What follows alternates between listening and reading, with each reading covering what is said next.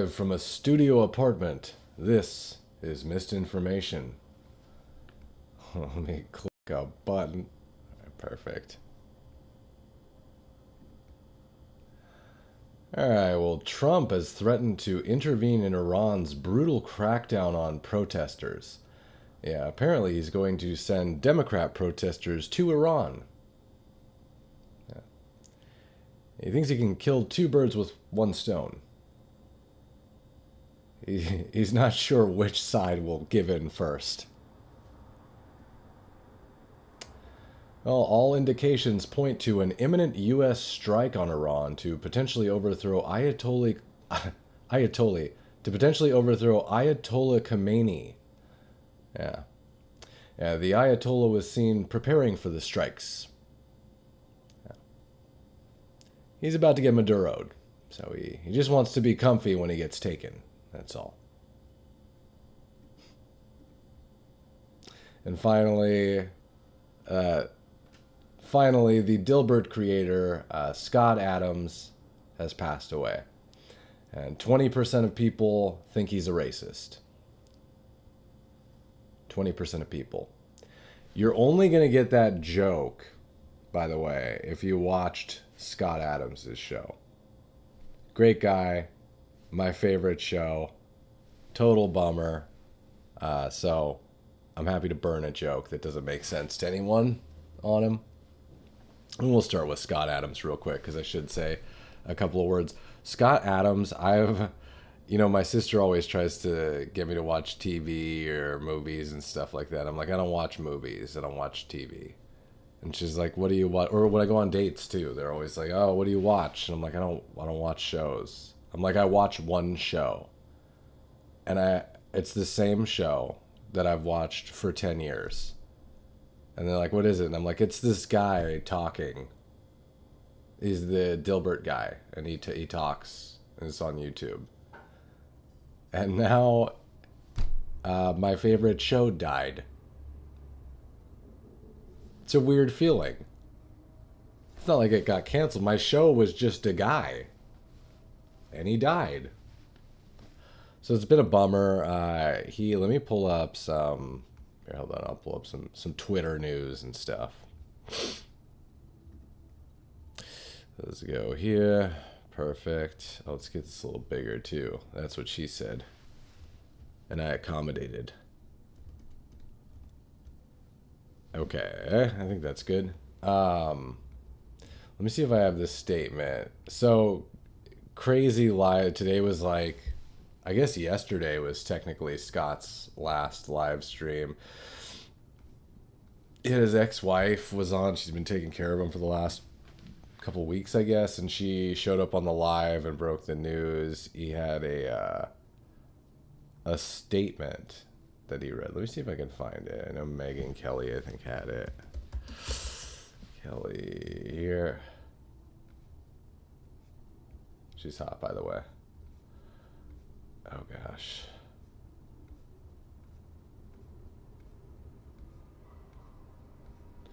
I guess let's just search this. This is the one thing I didn't save for this show. This is a statement. A final message from Scott. Couple funny things. I mean, he says, if you're reading this, things did not go well for me. I have a few things to say before I go. He says basically his body failed him before his mind. He's of a sound state of mind. He has this bit he's doing where I guess people were bothering him to convert to Christianity before he passed on. And so he did, but in a very funny way. He says, he says, next, many of my Christian friends have asked me to find Jesus before I go. I'm not a believer, but I have to admit, the risk-reward calculation for doing so looks attractive. So here I go. He's just kind of trolling people. But I think also semi-serious. He says, I accept Jesus as my Lord and Savior, and I look forward to spending an eternity with him. The part about me not being a believer should be quickly resolved if I wake up in heaven. I won't need any more convincing than that. And I hope I'm still qualified for entry. he has a really, I'll just kind of read it. He says, for the first part of my life, I was focused on making myself a worthy husband and parent as a way to find meaning. That worked. But marriages don't always last forever, and mine eventually ended in a highly amicable way. I'm grateful for those years. He says, once the marriage unwound, I needed a new focus, a new meaning in life. And so I donated myself to the world, literally speaking the words out loud in my otherwise silent home. From that point on, I looked for ways I could add the most to people's lives one way or another. So that's the thing. That's the kind of the crux of his last message, is just this thought of being useful to other people. If you just joined, we're talking about Scott Adams having passed away earlier today. He's the Dilbert creator. Which is, you know, if you followed Scott at all or listened to him, he was really big on manifestations and sort of affirmations and speaking things into being. So hearing him say, you know, he doesn't really share too many super private details. So hearing him share this private detail about the marriage ending, him being in this sort of lonely home that's otherwise empty, and he speaks out loud these words that he's going to donate himself to the world. Makes so much sense when you followed his show and what he was kind of doing from then on. And he's called the show, you know, he goes back later in this note, I think he says, I also started podcasting a live show called Coffee with Scott Adams, dedicated to helping people think about the world and their lives in a more productive way. I didn't plan it this way, but it ended up helping lots of lonely people find a community that made them feel less lonely. Which is kind of what the show was. It was just people hanging out and like talking about news, which is what I hope this show will eventually be at some point, or at least it's you know, the point of doing it. So, but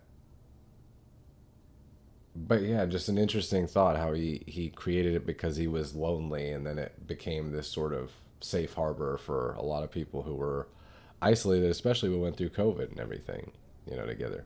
So, in any case,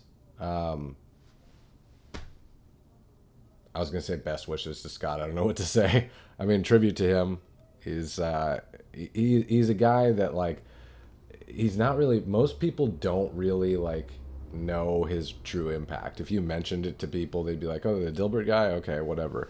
But they don't understand that he truly had a strong persuasion power that sort of pulled the strings on so much thought in politics and in society, without him really ever being seen as pulling the strings. So, huge loss. I don't know what show I'm going to watch now. My favorite show just died. I'm going to have to sit here and live stream my show now. I just am my own show now. Great. Okay, so moving on from that, and it is weird not seeing him. Okay, I don't want to talk about that. Nick Fuentes going off on Renee Good. You know, Nandi. Yeah, I saw that. That's hilarious. George Floyd, 1 month sniz free. You lick sniz. Dude, George Floyd licks sniz. Pass it on, dude. Hey, George Floyd licks sniz. Pass it on. Sniz. I mean, sniz. Jesus. 1 month sniz free. I don't know how to get this to stop. Okay. Nick Fuentes is funny, and he's got some interesting thoughts. He's useful in a way that he can come in and say stuff that nobody else wants to say, but people are kind of thinking sometimes, right? But I feel like that's his whole shtick, is just like, you know, it's like, hey, look at me, I'm gonna say racial slur.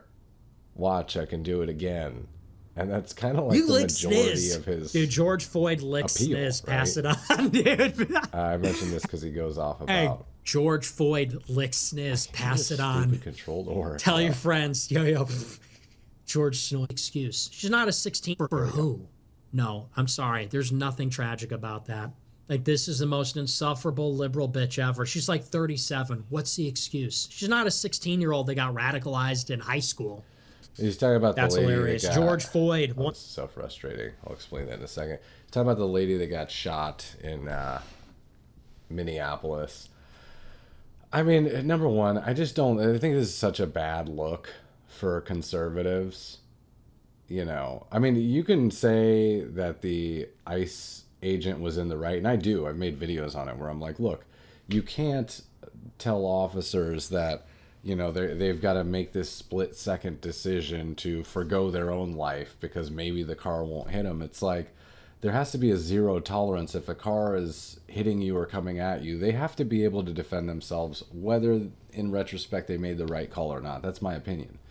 Because you can't have federal agents as a job if part of the job duty is like, oh, you got to get hit and killed by cars. But, retroactively, we're going to decide if you were right or not. So you can say that, you can be on the side of the ICE agent, but don't gloat about it. Don't, make fun of the poor lady. I don't think she truly was, I don't think she expected anything like that was going to happen. This woman got shot in her face. I mean, that's pretty terrible for that to happen to a woman. It's, and whether the ICE agent was in the right or whatever, it's just a terrible thing to have happened, whether she was wrong or not. So I think that normie women, I think it's scaring the hoes, frankly. I don't think it's the best look to like champion what happened or like talk a bunch of crap about the lady. So I don't know. It's kind of in bad taste to me seeing Nick Fuentes do that, but that's just my opinion. I don't know. People kind of freak out too whenever I lightly criticize MAGA at all. So we'll see if that happens again. Favorite show just died. Trump is apparently ending Somalia's protected status. Where DHS has a tweet with Trump, I am the captain now. It's funny. Ending the temporary protected status for Somalia. Now, I'm not clear on if this means... oh, God, what a stupid community note. I'm not clear on if this means that they just, can't come over in larger numbers. I'm assuming that it would end some of the welfare programs towards them, because that seems to be the root of the issue, is you're sort of bringing over these protected refugee groups and giving them, very, very nice welfare packages, that seem to have been abused. So it's a step in the right direction. I think most people would probably agree with that. He's also come out with a tweet. He's going to be suspending all payments to sanctuary cities in states like Minnesota and California. That's my state. Starting February 1st. We're giving 90-day notices to places like California, Scott. Right away, we're going to send out that notice. Who would bill the federal government as people poured into the state to send those people back, because no country can afford to do it. No country can afford to take in millions of people, pay for their education, their health care, their hospitals. You just can't do it. And we all have a heart. You can't do it. But many of those people are murderers. Yeah, he's right. You can't do it. And it doesn't make any sense that certain states are just like, oh, whatever, we're a sanctuary city, we're just going to allow it. And then, they still get money from the federal government for a bunch of crap? No. If you're going to go against the federal government guidelines and, harbor people, especially harboring people who aren't citizens, it's almost treasonous, right? I mean, like he says, you have a heart and everything, but if you're going to come into the country, you got to do it the right way. Otherwise, we don't know if we're getting terrorists or if we're getting people who are scamming the system or criminals, as he mentioned. So the sanctuary cities was always a weird thing. I don't know why we've been paying them this entire time anyways. There was a Secret Service agent, that James O'Keefe, that's the WikiLeaks guy. He's so cute. He gets this Secret Service agent to talk about J.D. Vance's shift schedules and his travel plans and everything. He's got the perfect system for getting people to say stuff, which is he just sends in a hot chick. This poor dupe believes that this, what I imagine is a smoking chick, likes him. Of course he's going to do everything to try and win her over. Look at this guy. A current Secret Service agent on Vice President J.D. Vance's security detail. When he's like walking, like, where are you? Yeah, girl.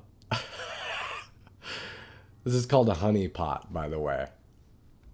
Yeah. We'll have at least a minimum head and Gives away vital, high-level security information to our undercover journalists. we have different shifts. We have shift. Tells her about detailed future travel plans for the Vice President, and even sends her pictures with location metadata revealing where the President's convoy was located.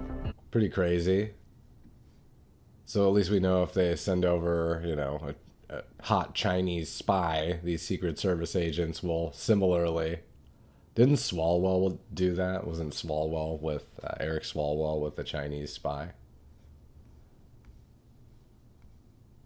No level of secrecy beats females.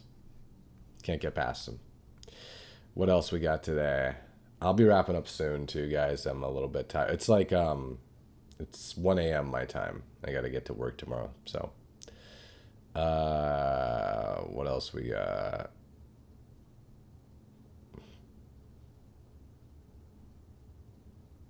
This is just a Somali welfare graph from, I think, Minnesota, showing you the households. Like, I thought this was a pretty... I've been waiting to see a chart like this that shows it to you graphically, you know? So it's showing like food stamps, for instance, where the dark lines are Somali immigrant households with children, or then the white ones are like native households with children. But you can see the disparity, right? Looks like huge percentages of Somalian households are on food stamps, Medicaid, cash allowance, welfare. 89% versus 30% of the native population, which... I don't think that means only white people, actually. I think it means native, I was going to say Native Americans. That sounds wrong. But like native Minnesota, you know, the people that already live there. So pretty crazy disparity. And, oh, the other thing we should talk about before I go to sleep, Iran looks like it's about to be popping off. So Trump told Americans today to leave Iran.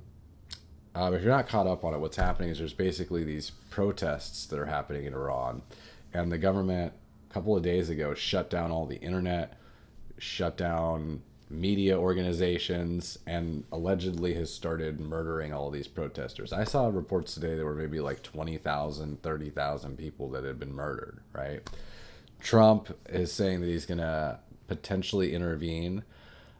He said today on Air Force One that help is on the way for the protesters. He's sort of speaking ambiguously, as he usually does, saying that Iran's going to find out soon what's going to happen, and that he urges Americans to leave Iran. So that's not good.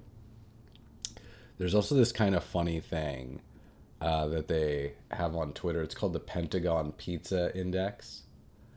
Which, what it is I guess a bunch of these guys, they watch the activity level, like the Google Maps level of the pizzerias in the nearby vicinity of the Pentagon. And they claim that whenever there's like a strike or a war that's about to come, the orders at those pizzerias will pop off at the same time because they're all in meetings. And so they all are just ordering like late night pizza and stuff, right? So it spiked yesterday, and now they're saying it's off the charts, which I don't know how true this is, obviously, but it is kind of funny. And you have Trump talking about potential strikes in Iran.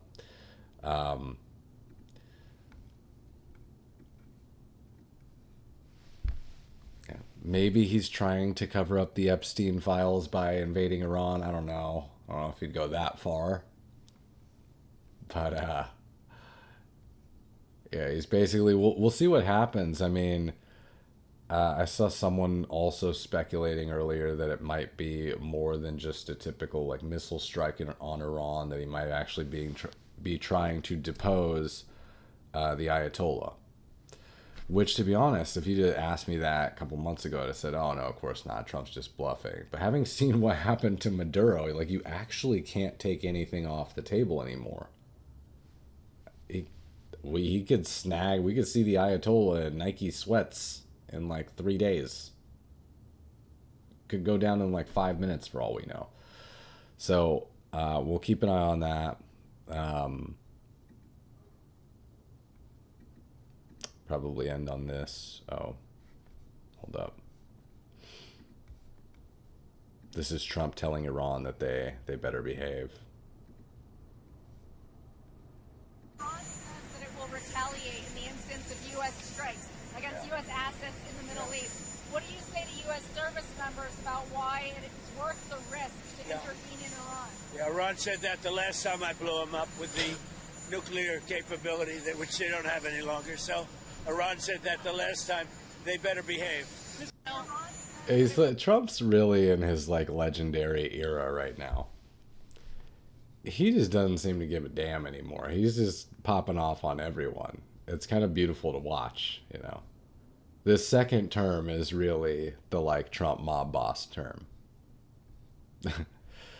Anyways, guys, I'm a little tired. I gotta get up for work tomorrow, so thanks for joining. I will do the live stream every night. I don't have a set schedule yet, though. That's the only problem, because I do stand up and stuff like that. So it's like, I think I'll post the schedule on the YouTube page. This TikTok, by the way, if you watch on here, it drops at the 20-minute mark every time. So I usually do it for like 45 minutes or something. So if you join in the future, just join on the YouTube, especially if it drops, and you can jump on there and it will not drop. So, and then I'll also be starting up like a locals/Substack type of a group that you can join. We'll probably have some type of exclusive access offerings and stuff like that too. So in any case, glad you guys could join. Have a good rest of your night, and I will see you guys.